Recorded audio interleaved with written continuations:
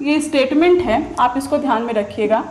You can not cross the sea merely you standing and staring on it।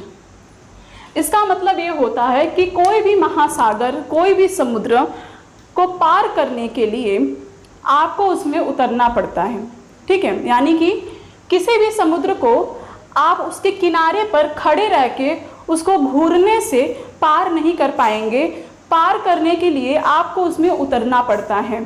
आप समुद्र के किनारे बीच पे खड़े होकर उसको देखिए, उसको घूरिए और मन ही मन में कल्पना कर लीजिए कि अच्छा मैं पार करके चला गया, फिर मेरा इतना बड़ा नाम होगा, ऐसे होगा, वैसे होगा।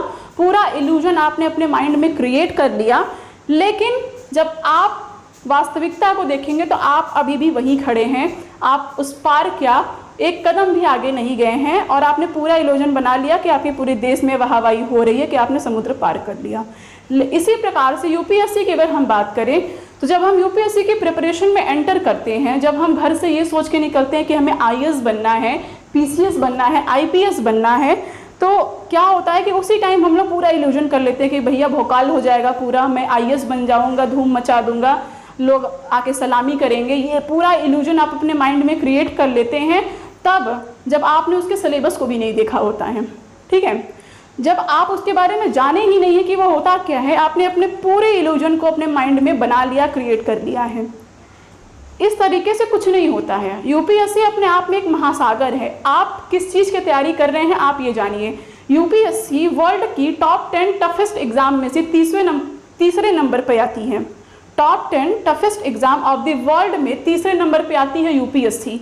आप सोच सकते हैं कितनी टफ एग्ज़ाम होगी। और इंडिया की बात करें तो इंडिया की सबसे टफेस्ट एग्ज़ाम मानी जाती है।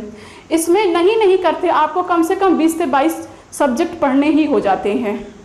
अगर आप अपने नोट्स और बुक्स की अगर आप बात करेंगे तो कम से कम आपके पास 30 से 35 मटेरियल होंगे। कम से कम की मैं बात कर रही हूँ। अगर आप कंसाइज नोट्स लेके चलते हैं, अपना कंसाइज रूप से स्टडी करते हैं, बहुत ही ज़्यादा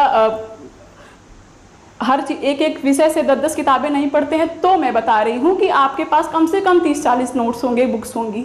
लेकिन अगर आप बहुत ज़्यादा पढ़ते हैं तो आपके पास घर भरा होगा आपका। ऐसे लोगों को हमने देखा है कि जिनके रूम भरे होते हैं, सांस लेने की जगह नहीं होती, किताबें इतनी रखे उस पर धूल जम गई कि इतनी किताबें होती हैं। तो उतना आपको नहीं रखना है।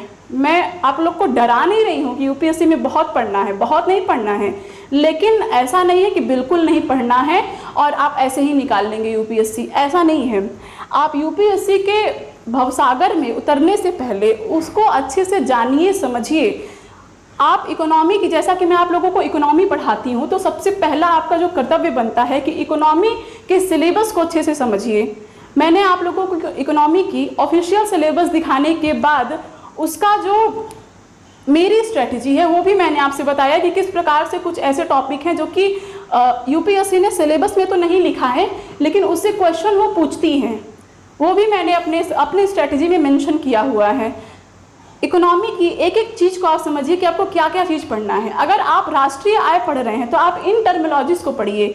जीडीपी का मतलब क्या होता है, सिर्फ राष्ट्रीय आय के लिए नहीं, आप पूरी इंडिया की इकोनॉमी को जानने के लिए आपको ये जानना बहुत ज़रूरी है कि जीडीपी क्या होता है, राष्ट्रीय आय क्या होता है, क्योंकि ये सारी चीज़ें इसी पे डिपेंड करती हैं। ये चीज़ें आगे चल के आपको बहुत सी जगह देखने को मिलेंगी। ये टर्मिनोलॉजीज आप आए दिन न्यूज़पेपर में, टीवी पे सुनते ही रहते हैं।